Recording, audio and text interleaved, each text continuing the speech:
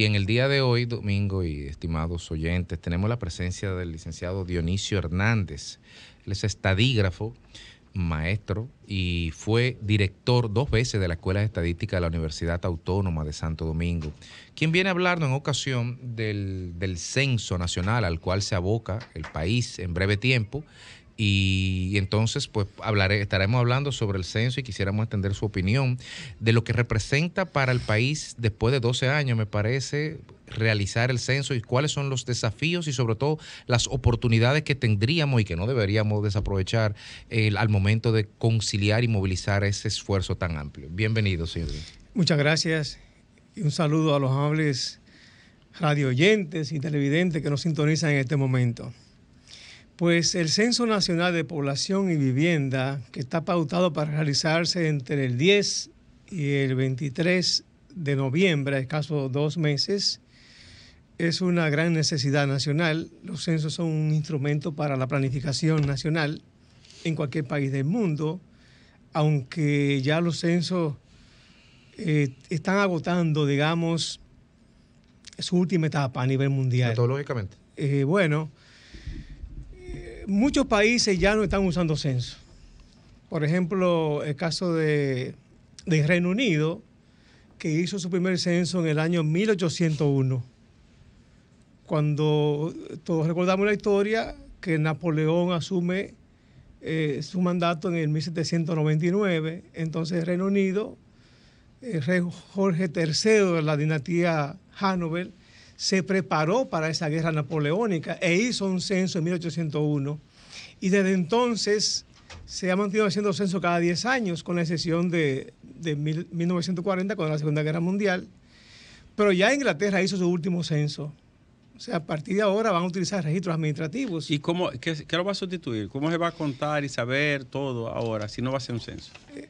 Bueno, los países medianamente organizados tienen registros administrativos. Por ejemplo, para yo saber cuántas personas asisten a la escuela en el país, yo no tengo que hacer un censo. No.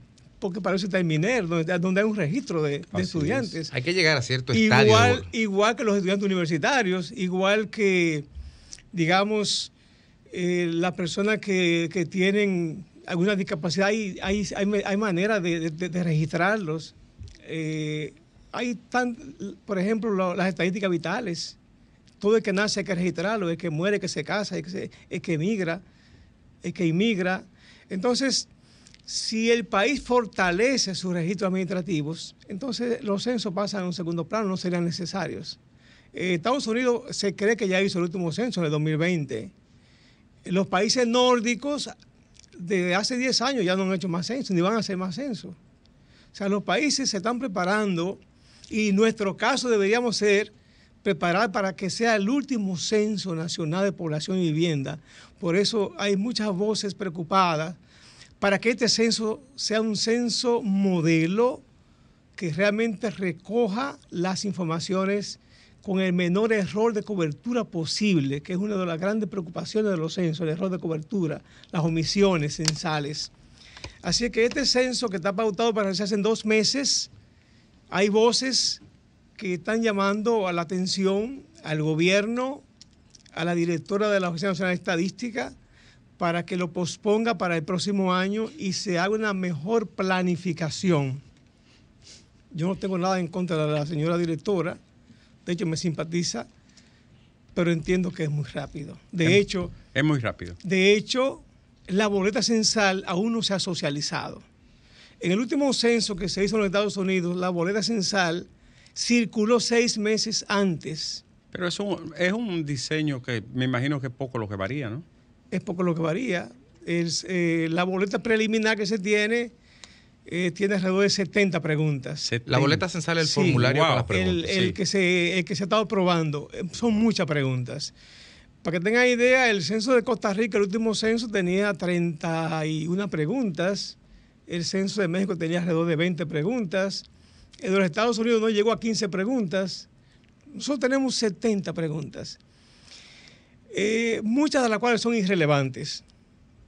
Y eso es un aspecto que le resta calidad a la información, porque también la gente se cansa. Lo agota la gente. Lo agota, ¿me entiendes? Y el propio empadronador Se cansa se también. cansa también. El Sí. censo tiene que hacer una actividad muy puntual para recoger datos sobre la población y sobre las viviendas. ¿Y qué usted recomienda en estos casos, así, cuando hay sobreabundancia de preguntas, que algunas pueden ser hasta algo repetitivas? ¿Qué se recomienda?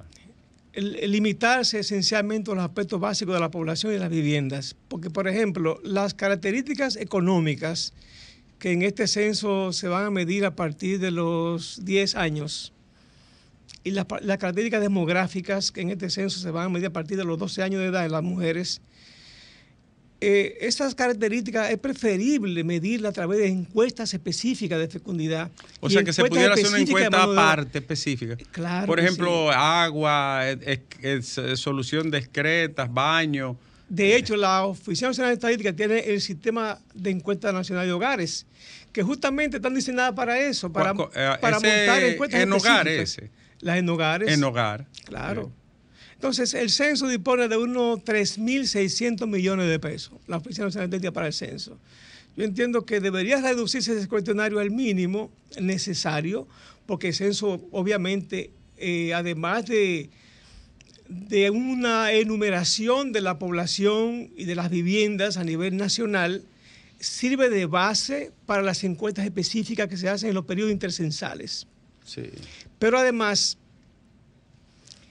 ese censo que se hace de población y vivienda, que sirve de base para las encuestas, digamos, intercensales, tiene una función de que también permite recolectar informaciones para otro censo, por ejemplo, el censo agropecuario, en donde en el Censo Nacional de Población y Vivienda debería haber, digamos, una identificación de los productores agropecuarios.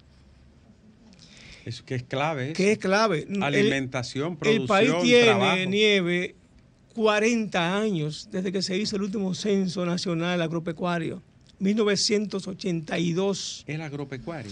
Un país que tiene que volver al campo necesariamente. Nosotros hoy día estamos descansando en gran medida en el turismo, zona franca, telecomunicaciones, pero hay que volver al campo. Somos aproximadamente, según la proyección de la Oficina Nacional de Estadística, somos alrededor de 10.6 millones de habitantes. Pero tenemos el vecino país de Haití al lado, que, bueno, no se sabe cuántos son. El Banco Mundial estima en 11.5 millones de habitantes lo que residen en Haití. Y estamos recibiendo alrededor se esperan para este año alrededor de 7 millones de turistas. ¿Y qué comen los turistas en los resorts, en los hoteles? Productos agropecuarios. Entonces, tenemos en algún momento que producir alimentos para alrededor de 30 millones de personas. Hay que volver al campo. Y el país necesita con urgencia un censo nacional agropecuario. Eso es urgente. Yo diría así, y que me conste la osadía, que ahora mismo para mí era más urgente que de población y vivienda. Porque en materia de población y vivienda tenemos muchos registros administrativos, no así en el caso agropecuario. Un censo agropecuario implicaría una batería de preguntas que haría necesario otro esfuerzo censal, o se puede aprovechar este esfuerzo y capturar algunas preguntas esenciales. Lo que se hace generalmente es que en el Censo Nacional de Población y Vivienda se identifican los productores agropecuarios. En el censo que se... Y se georreferencia. Sí, en el censo que se tiene pautado realizar en noviembre, hasta ahora lo que yo vi en la boleta preliminar es que ahí se pregunta si en esa vivienda hay alguna persona que tenga tierra cultivada en los últimos 12 meses y animales, digamos, crianza de animales para la venta, para la comercialización, que no sean animales para el uso doméstico. Entiendo que hacen falta más preguntas para ese censo agropecuario, pero hasta ahora hay 2 preguntas que yo entiendo que pueden servir de base para identificar a los productores agropecuarios. Bien. Entonces, en grosso modo, ¿usted entiende que la batería de preguntas técnicamente debe ser socializada? ¿Es un instrumento, digamos, que debe guardarse con cierto hermetismo, o las buenas prácticas ponderan que sean socializadas, que sean enriquecidas con discusiones previas a...? Definitivamente, el censo hay que discutirlo en la academia, hay que discutirlo en las escuelas. Yo trabajé en el censo del 81 y estaba cursando el último año de bachillerato. Yo recuerdo que fueron los el director municipal del censo en Jarabacoa fue al liceo Luis Ernesto Gómez Uribe de mi pueblo, y nos dio una charla y nos motivó a que nos enroláramos en el censo y nos entrenaron, y los que sacamos mejores calificaciones nos incluyeron como empadronadores o como supervisores. Y además otra cosa, partiendo del nivel educativo de la población dominicana, el censo, la boleta censal, hay que socializarla. Y en la parte de la publicidad del censo, no solamente hacer apelar a la gente a que se quede en la casa, que espere el censo, o sea, invitarlos, sino también comenzar a socializar algunos aspectos fundamentales del censo que son novedosos en este censo. Por ejemplo, hay una pregunta ahora sobre cómo se considera a la persona, si mulato, negro, afrodescendiente, blanco, etcétera. Yo soy noruego, yo. Que yo no le veo mayor relevancia a la pregunta, no le veo la importancia en un censo. En tanto pregunta. El dominicano dice indio claro, indio oscuro. Ayer le hice la pregunta a mis estudiantes en la UAS. ¿Qué dijeron? Hubo dos que no pudieron definirse. Yo digo, dentadura africana, pelo somalí y color asiático. Lo más importante, Nieves, es que yo le dije, ¿qué les parece la pregunta? Y son estudiantes de estadística. Dice, de 6 estudiantes que le hice la pregunta, 4 no le vieron la importancia a la pregunta. ¿Para qué? Pero es importante saber.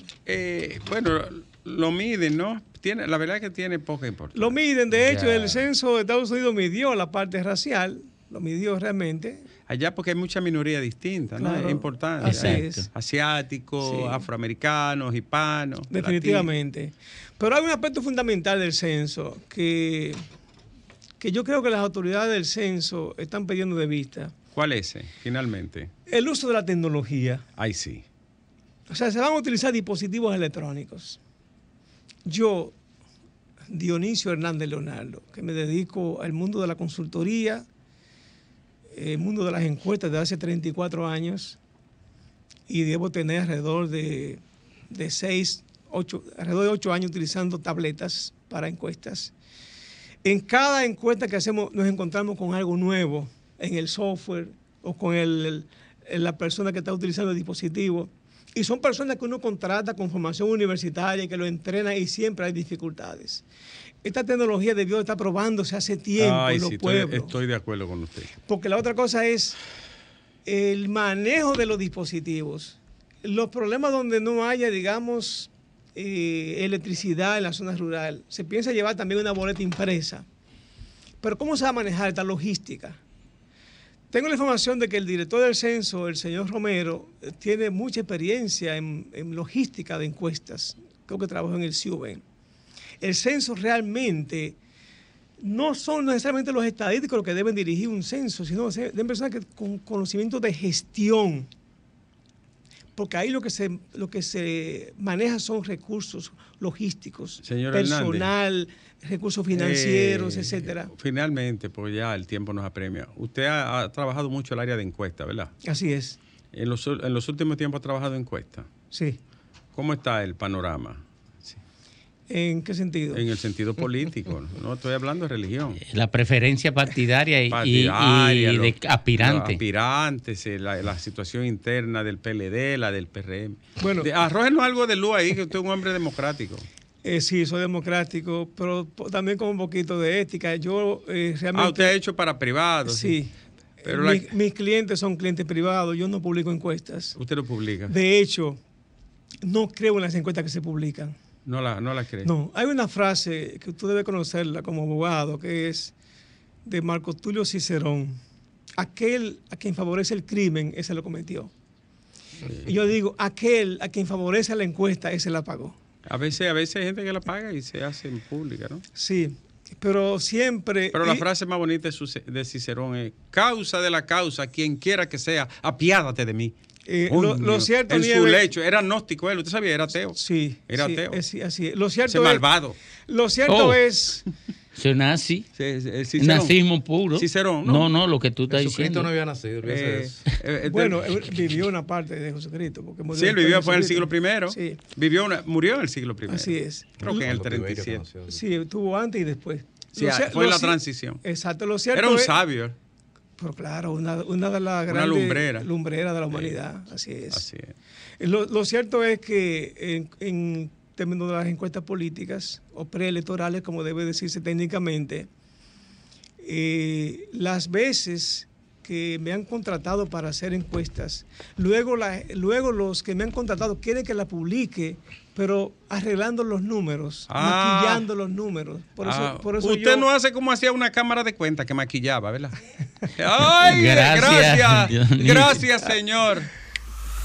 Sol 106.5, con la mayor variedad de contenido, información, entretenimiento e interacción en una sola estación. Cobertura total, disponible para ti en la radio y en las plataformas digitales.